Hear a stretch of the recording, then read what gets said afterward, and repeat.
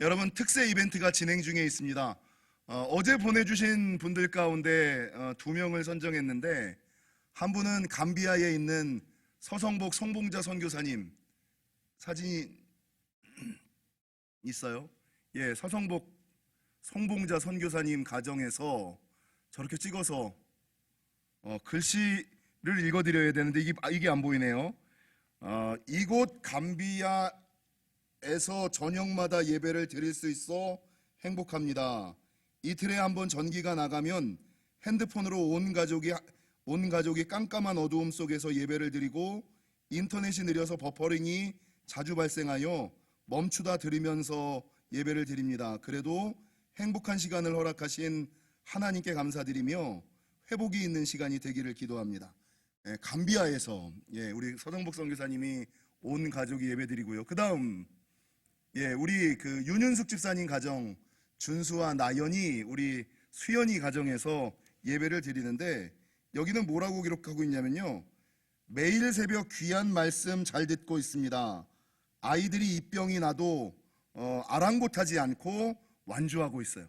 입병이 나도 아랑곳하지 아니하고 완주하고 있는, 여러분, 제가 요즘에 준수와 나연이를 보면서 도전을 받는 게 있어요. 이 아이가 준수가 2학년이고 나연이가 7살. 근데 준수는 초등학교 2학년이 되면서부터 그 이전부터 수요 예배 재단을 쌓았고요. 수요 예배를 드릴 때 잠옷실에서 엄마랑 노는 것이 아니라, 여러분, 본당에 와서 혼자 예배를 드려요. 본당에 와서 혼자 예배를 드린 지가 1년이 훨씬 넘어가는.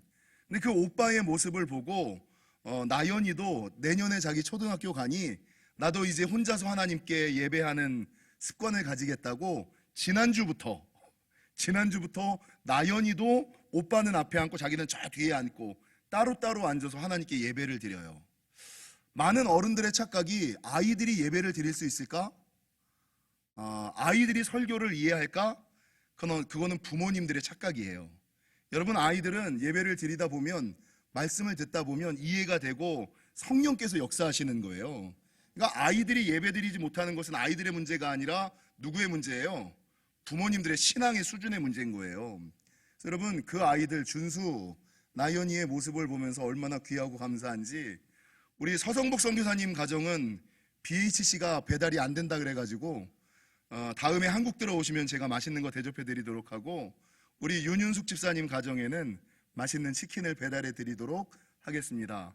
바라는 것은, 여러분, 가정에서 예배하시는 분, 오프라인에서 예배하시는 분들도 읽고 듣고 묵상하고 나눔하라. 내가 어떻게 성경을 읽고 있는지, 어떻게 말씀을 듣고 있는지, 어떻게 묵상하고 있는지, 어떻게 실제적으로 나눔하고 있는지 사진을 찍어서 보내주시면 이 정 목사가 맛있는 치킨을 배달해 드리도록 하겠습니다. 여러분, 오늘 말씀은 웃음을 회복하라 라는 제목입니다. 코로나가 지속되고 세상이 살기 각박해지면서 사람들이 웃음을 잃어버리고 오히려 코로나 블루에 잡히는 상황이 들어왔습니다. 지금 분위기도 마찬가지인데, 제가 어제 특세를 하다가 시험에 들었어요. 왜 특세를 하다가 시험에 들었을까요? 어제 제가 성도들이 너무나 힘들고 어려워서 반응하지 않는 모습을 가지고 보고 유머를 하나 던졌거든요. 근데 아무도 안 왔더라고요. 여러분, 어제 설교가 기억이 나십니까? 플라톤이 이야기했던 5가지 행복의 조건을 이야기하면서 그중 하나가 무엇이냐면, 여러분, 모든 사람에게 칭찬받기에는 조금 부족한 외모, 모든 사람이 칭찬하기에는 조금 부족한 외모를 가진 사람이 행복하다. 제가 뭐라 그랬어요? 나는 많이 행복한 사람입니다. 이거 아멘하면 안 되는데.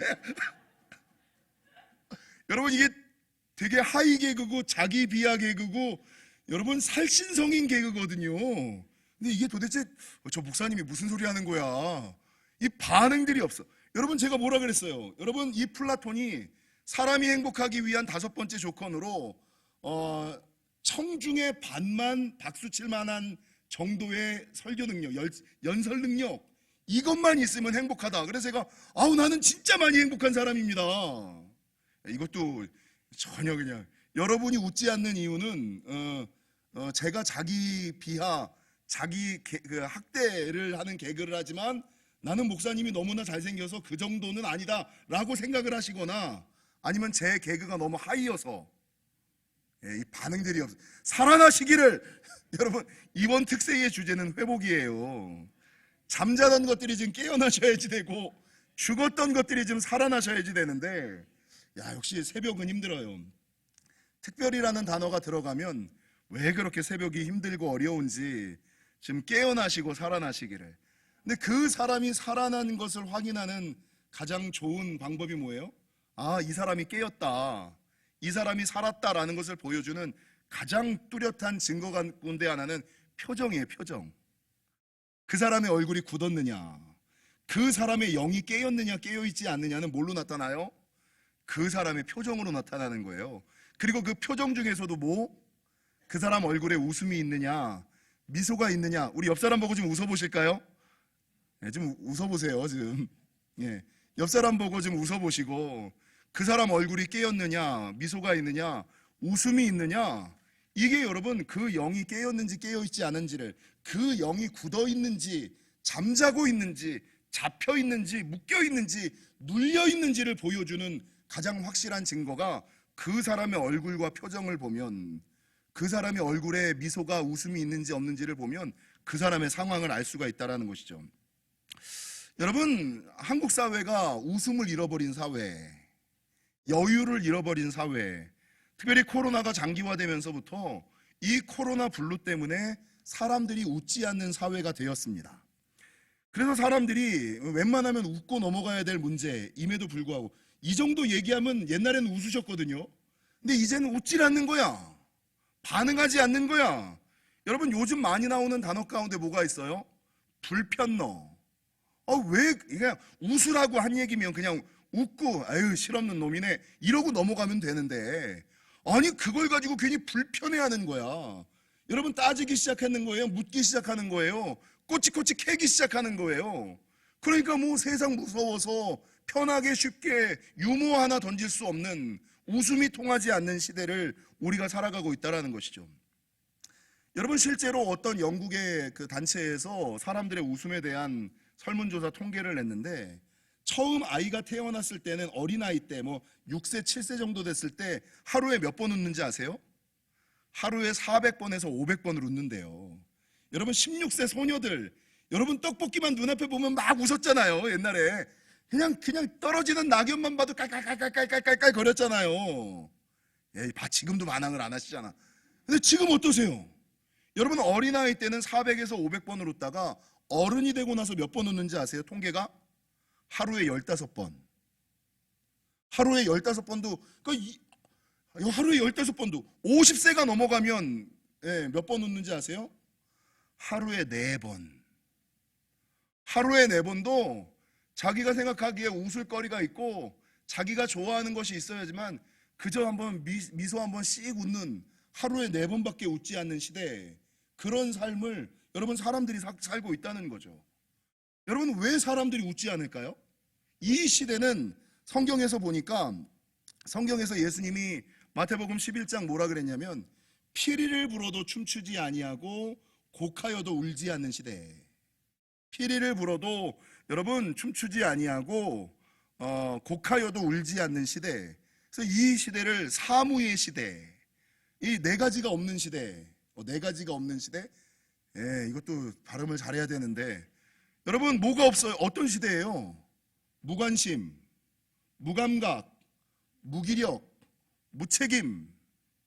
무감각하고 반응이 없는, 찔러도 피 한 방울 나지 않는 거야. 그냥 너무나 굳어서 무기력, 무감각하고, 주변에서 뭘 하든지 간에 난 관심이 없는 거야. 내가 하고 싶은 일, 내가 듣고 싶은 소리만 그냥 바라보면서 무관심하고. 여러분, 깨어나야 되는데 힘이 없어서 무기력한 거예요. 그냥 목사님 나는 살던 대로 살래요, 믿던 대로 믿을래요, 다니던 대로 다닐래요. 여러분, 이 무관심하고 무기력한, 그리고 자기가 한 일에 대해서 책임지지 아니하고 남 탓하는 무책임의 시대, 이 사무의 시대를 살아가고 있다는 것이죠. 여러분, 왜 한국 사회가 미소를 잃어버린 사회, 웃음을 잃어버린 사회가 됐을까? 고민해 보니까 한 세 가지 정도. 이 첫 번째는요, 웃지 않는 사회 문화. 그러니까 우리나라가 유교 보수적인 문화 속에 있지 않았습니까? 그래서 여러분, 이 유교를 배웠던 사람들은 자기의 감정을 드러내는 것이 미성숙한 것이다라는 착각을 하는 거예요. 자기의 감정을 드러내는 것이 미성숙한 것이고, 괜히 자기가 약해 보이는 것이고, 자기가 트집 잡히는 것일 수 있다라는 경쟁 구도 때문에, 보수적인 사회 분위기 때문에 다른 사람 앞에서 웃지 않는. 여러분, 그게 왜 사람들에게 트집 잡히는 것이고, 그게 왜 사람들에게 얕보이는 것이고. 그래서 어떤 유머가 있냐면, 요즘 젊은 애들 좋아하는 히어로가 있잖아요. 히어로, 마블이라든지 뭡니까 배트맨이라든지 이런 히어로들은 다 얼굴이 굳어 있어요. 왜 굳어 있는지. 히어로들은 웃지 않아요. 왜 웃지 않는지 아세요? 약해 보일까 봐. 여러분, 자기가 약해 보일까 봐 사람들이 굳어서 무조건 나는 싸워서 이겨야지 돼 라는 경쟁적인 마음이 이 안에 있다 보니까 웃지 못하는 시대를 살아가고 있다라고 말하고 있다는 거죠. 여러분, 이게 첫 번째, 보수적인 사회 분위기 때문에. 그 두 번째는 실제적으로 웃을 이유가 별로 없는 거야. 너무나 사는 게 힘드니까 걱정거리, 근심거리, 염려거리가 많아가지고 실제적으로 웃지 못하는. 그리고 세 번째는 이런 일들이 반복되다 보니까, 이게 오래 지속되다 보니까 여러분, 감정이 메말른 거예요. 감정이 메말라서 이렇게 사는 게 맞나 보다. 여러분, 육신이 구별되지 않으면, 육신이 깨이지 않으면, 하나님 앞에서 참다운 예배자가 되려면 육신을 좀 깨우셔야 돼요. 육신이 깨어야지 되고, 그 다음에 뭐가 깨어야지 돼요? 찬양으로 혼이 깨어나야 돼요. 웃고 울고가 돼야 돼요. 그리고 이 육이 깨이고 혼이 깨어야 뭐가 깨이는 거예요? 여러분, 영이 깨이는 거고, 육이 깨이고 혼이 깨이고 영이 깨어야 인생이 깨어나고 살아나는 거예요. 근데 사단이 무엇을 잡고 있느냐? 영적인 것은 하나님과 나와의 관계잖아요. 사단은 생각을 집어넣는 혼과 마음을 잡고 있는 존재. 그러니까 사람들로 하여금 야, 웃으면 안 돼, 얕보일 수 있어, 이 혼을 잡아서, 생각을 잡아서 사람들로 하여금 웃지 못하는 삶을 살아가게 하고 있다는 것이죠. 여러분, 그러면 어떻게 하면 웃음을 회복할 수 있을까? 어떻게 하면 다시 웃을 수 있을까? 오늘 본문을 보세요. 오늘 본문에는 나이가 오래됐음에도 불구하고, 생리가 끊겼음에도 불구하고 아이 낳지 못하는 사라의 모습이 보이죠? 사라는, 오늘 본문의 사라의 나이가 90세, 아브라함이 100세, 사라가 90세에 아이를 낳았으니까 오늘 본문의 사라의 나이는 90세예요. 근데 이 일이 있기 1년 전에 창세기 18장에서 나그네 천사들이 아브라함을 찾아오죠. 아브라함이 천사들을 잘 대접하니까 이 천사들이 아브라함에게 약속하기를 뭐라 그러냐면, 너희가 아들을 낳을 것이다, 너희가 아들을 낳을 것이야 라는 약속의 말씀을 들어요. 근데 그 약속의 말씀을 누가 듣고 있냐면, 장막 뒤에서 사라가 듣고 있어요. 그 소리를 듣다가 사라가 웃지요. 창세기 18장 12절을 좀 보실까요? 앞으로 좀만 넘기시면, 창세기 18장 12절, 사라가 속으로 웃고 이르되 내가 노쇠하였고 내 주인도 늙었으니 내게 무슨 즐거움이 있으리요. 여러분, 웃기는 웃는데 이 사라의 웃음은 어떤 웃음이에요? 쓴 웃음이죠. 비웃음이죠. 여러분, 어이없는 웃음이죠. 기가 막혀서 웃는 웃음이죠. 실소죠. 그 얘기를 들어도 즐거움이 없으니까 뭐래? 야, 내가 나이가 89세인데, 내가 생리가 끊겼는데, 우리 남편의 나이가 99세인데 말 같지도 않은. 이게, 여러분, 왜 사라가 이런 반응을 보일까요? 여러분, 사라는 일평생 꿈이 자녀 갖는 거였어요. 아이를 갖는 것이 일평생 꿈이었어요. 근데 일평생 꿈이 꺾여버린 거예요. 생리가 끊겼으니까.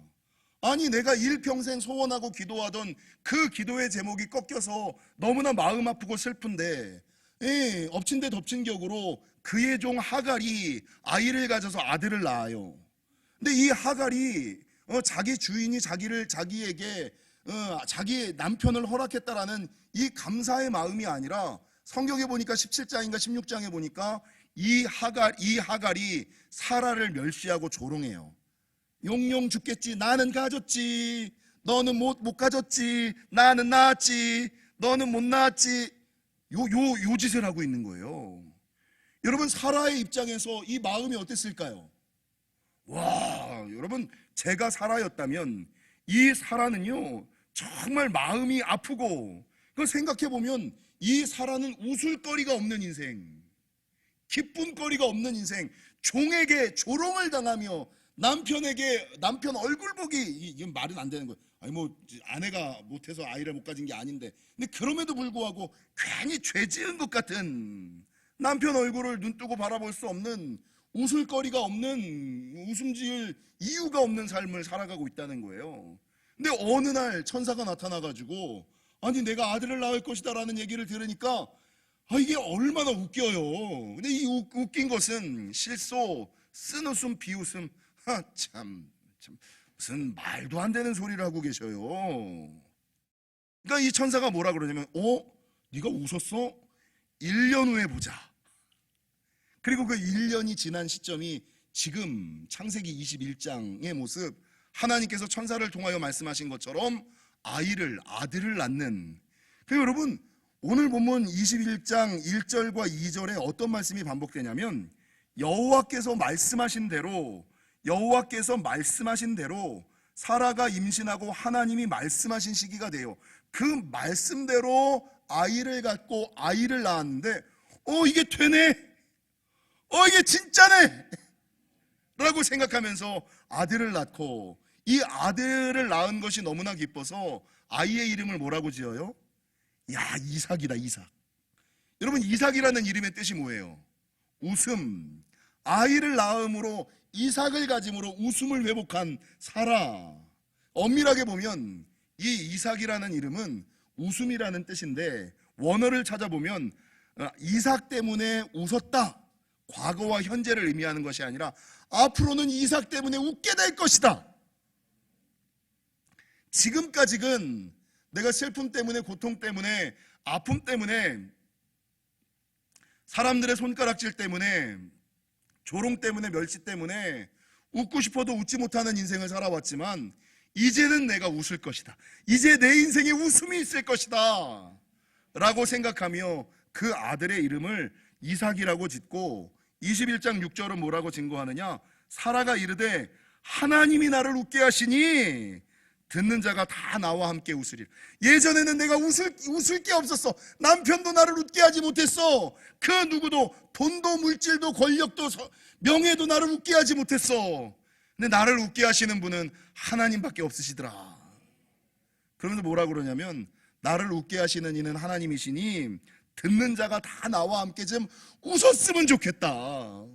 웃는 인생, 이삭의 은혜와 축복을 좀 누렸으면 좋겠다, 간증하고 증거하는 게 오늘 본문의 내용이라는 것이죠. 사랑하는 성도 여러분, 사라의 인생은 웃음을 잃어버렸던 인생, 쓴웃음을 짓던 인생에서 쓴웃음을 짓던 인생에서 진짜 웃는 인생으로 바뀌고, 환한 웃음의 사람으로 바뀌고, 여러분, 강자는요 웃어도 주변 사람들의 시선을 신경 쓰지 않아요. 여러분, 정말 자존감이 높은 사람, 다윗 왕이 하나님의 법궤가 들어올 때 바지가 흘러내리는 것도 모르고 막 춤췄잖아요. 그러면 세상 사람들은 뭐래? 채신머리 없이. 그게 무슨 채신머리가 없는 겁니까? 하나님 앞에서 하나님께서 기쁨을 주시니, 사람의 시선보다 하나님이 주시는 기쁨이 충만하니까 여러분, 그가 웃게 되는 거예요. 그래서 성경에서 어떻게 하면 진짜 웃게 될 것인가? 어떻게 하면 진짜 웃게 될 것인가? 이사야 35장과 61장에 보면 이런 말씀이 있어요. 이사야 35장의 말씀 1절과 2절을 보시면요, 같이 보실까요? 이사야, 찾아야지 잠이 깰 것 같아. 이사야 35장, 구약성경 1008면 35장 1절과 2절을 보세요. 광야와 메마른 땅이 기뻐하며 사막이 백합화같이 피어 즐거워하며. 여러분, 기뻐하시고 즐거워하시기를, 좀 살아나시기를, 깨어나시기를, 무성하게 피어 기쁜 노래로 즐거워하며 레바논의 영광과 갈멜과 샤론의 아름다움을 얻을 것이라. 그것들이 여호와의 영광 곧 우리 하나님의 아름다움을 보리라. 여러분, 주님께 오늘 보면 4절 중반절, 하나님이 오사 너희를 구하시리라. 하나님이 오시면, 내 안에 하나님이 오시면 모든 죽었던 것들이, 잠자던 것들이 깨어나고 살아나고, 깨어나고 살아나는 증거가 뭐냐? 내 안에서 잃어버렸던 미소가, 잃어버렸던 여유가, 잃어버렸던 웃음이 살아나는 것, 그거다. 그러면서 10절은 뭐라고 증거하느냐? 여러분, 10절의 말씀이 하나님께서 2022년 저에게 주셨던 약속의 말씀 아닙니까? 여호와의 속량함을 받는 자들이 돌아오되 노래하며 어디에 이르러? 시온에 이르러 그들의 머리 위에 무엇을 띠고? 영영한 희락, 변치 않는 웃음, 미소를 띠고, 이제는 기쁨만 가득한 인생을 띠고 기쁨과 즐거움을 얻으리니 슬픔과 탄식은 사라지리로다. 할렐루야. 여러분, 이사야 65장도 보실까요? 61장 또 보실까요? 이사야 61장, 구약성경 1040이면 앞서 이사야 35장은 하나님께서 오시면 부어주시는 은혜와 축복, 이사야 61장은 주 여호와의 영이 내릴 때, 성령으로 충만할 때의 변화와 은혜, 축복을 말씀하고 있는데, 동일하게 이사야 61장 1절에서부터 3절은 뭐라고 증거하느냐? 여호와의 은혜의 해와 무릇 시온에서 슬퍼하는 자에게 화관을 주어 그 죄를 대신하며 기쁨의 기름으로 그 슬픔을 대신하며 찬송의 옷으로 그 근심을 대신하시고 그들의 의의 나무 곧 여호와께서 심으신 그 영광을 나타낼 자라 일컬음을 받게 하려 하심이라. 하나님의 영광을 나타내는 자로 바뀔 것이다. 그러면서 동일하게 10절은 뭐라고 증거합니까? 내가 여호와로 말미암아 크게 기뻐하며, 크게 기뻐하시기를.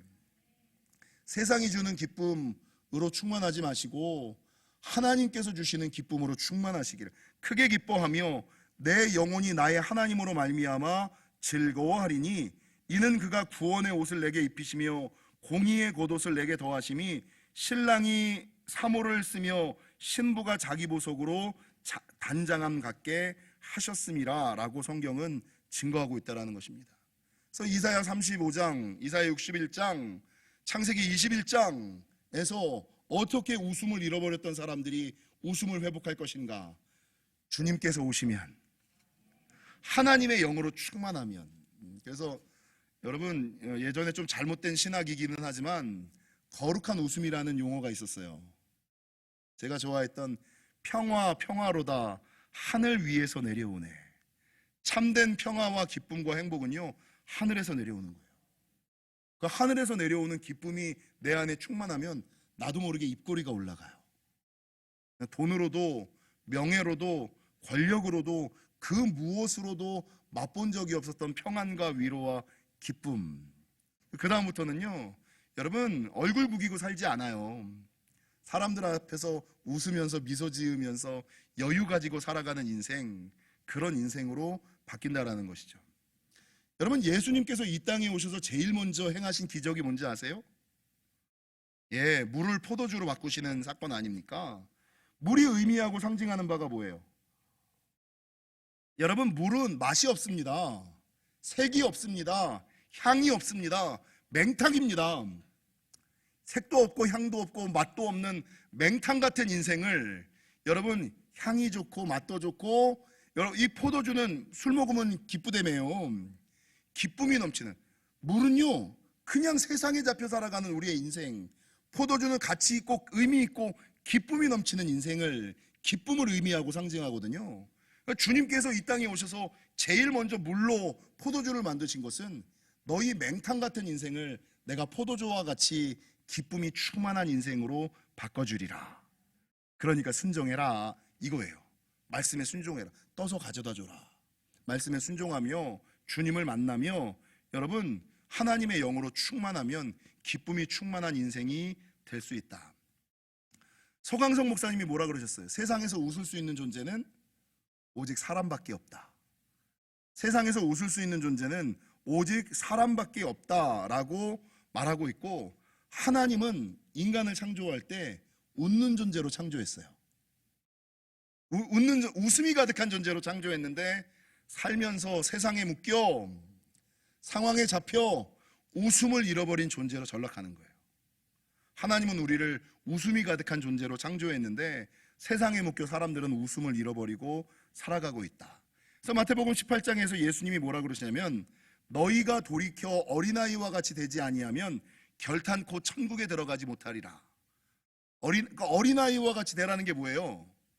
어린아이와 같이 순수한 믿음을 가지라는 의미도 있지만 어린아이와 같이 웃는 존재, 깨어있는 존재, 살아있는 존재가 되라. 이 깨어있는 존재, 살아있는 존재, 웃음을 회복한 존재가 되어야만 죽어서 천국 갈 뿐만 아니라 살아있는 동안에도 천국을 누리는 인생이 될 것이다 라고 말하고 있는 거예요. 여러분, 어떤 사람이 이런 얘기를 하더라고요. 힘들 때 우는 건 삼류, 힘들 때 참는 건 이류, 힘들 때 웃는 게 인류. 힘들 때 우는 건 삼류, 힘들 때 참는 건 이류, 힘들 때 웃는 건 인류. 인류세요, 이류세요, 삼류세요? 윌리엄 제임스라는 심리학자가 뭐라 그랬냐면 이게 노홍철이 한 얘기로 많이 생각하는데 여러분, 사람이 행복하기 때문에 웃는 게 아니라 웃기 때문에 행복한 거예요. 소문 만복내, 웃는 문으로 만복이 들어온다. 웃어야만 복이 들어오는 거예요. 웃어야만 복이 들어오는 것이다. 실제로요, 우리나라가 일제의 압제를 받고 있을 때 도산 안창호 선생님께서 어떤 운동을 벌였냐면 빙글의 미소 운동, 아이스크림 많이 먹으라는 운동이 아니라요, 빙글의 미소 운동이라는 것은 무엇이냐, 도산 안창호 선생님이 한국의 조선의 사람들을 보니까 일본의 압제 때문에 눌려서 웃지 못하고 살아가는 거예요. 지금 여러분의 표정처럼 전혀 웃지 못하고 살아가는 거예요. 왜 그렇게 심각하게 살아가는지, 왜 그렇게 무감각하게 살아가는지 웃지 못하고 살아가는 이 조선의 백성들을 보면서 야, 이대로는 안 되겠다. 문제 때문에 사람들의 영혼이 잠식당하겠다. 그래서 빙글의 미소 운동을 벌여서 뭐라 그러느냐, 어린아이처럼 빙글에 방글에 벙글에 웃으면서 살아가자. 이 빙글에 방글에 벙글에 웃으면서 살아갈 때 정신이 깨어나는 것이고, 이 정신이 깨어나야지만 미소의 이 먼저리 눈시울에 띄게 되면 우리나라는 분명 태평하고 창성하게 될 것입니다. 이 도산 안창호 선생의 말씀이라는 거죠. 시편 126편 2절에 보면, 시편 126편 전체를 보면 여호와께서 시온의 포로를 돌려보내실 때에 우리가 꿈꾸는 것 같았도다. 여러분, 돌아오면, 깨어나면, 살아나면 꿈꾸는 것 같아요. 내가 코로나 중에 영혼이 잠자고 있었구나, 영혼이 죽어 있었구나, 묶여 있었구나, 잡혀 있었구나, 눌려 있었구나. 돌아올 때는 꿈꾸는 것 같아요. 그때에 우리 입에는 웃음이 가득하고, 할렐루야, 그때에 우리 입에는 웃음이 가득하고 우리 혀에는 찬양이 찼었도다.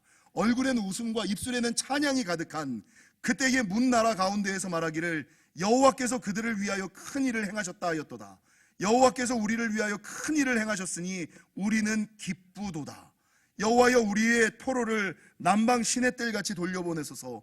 눈물을 흘리며 씨를 뿌리는 자는 기쁨으로 거두리로다. 아까 좀 눈물을 뿌리더라도 특세를 좀 하시면 기쁨으로 거두실 거예요. 울며 씨를 뿌리러 나가는 자는, 일어나기 힘들지만 그럼에도 불구하고 씨를 뿌리는 자는 반드시 기쁨으로 그 곡식단을 가지고 돌아오리로다. 말씀하신 대로 말씀하신 시기가 이르러 여러분, 이 사라가 이삭의 은혜와 축복을 받았던 것처럼 우리 하나님은 슬픔과 탄식, 한숨을 기쁨과 웃음으로 바꾸시는 하나님, 기쁨과 즐거움으로 가득한 삶을 살아가기를 원하는 하나님이심을 믿으시고, 남은 인생 살아갈 때 얼굴 구기며 살아가지 마시고, 굳은 얼굴로 살아가지 마시고, 미소 짓는 얼굴, 여유 있는 웃음의 사람이 되시는 저와 여러분이 되시기를 주님의 이름으로 간절히 축원합니다.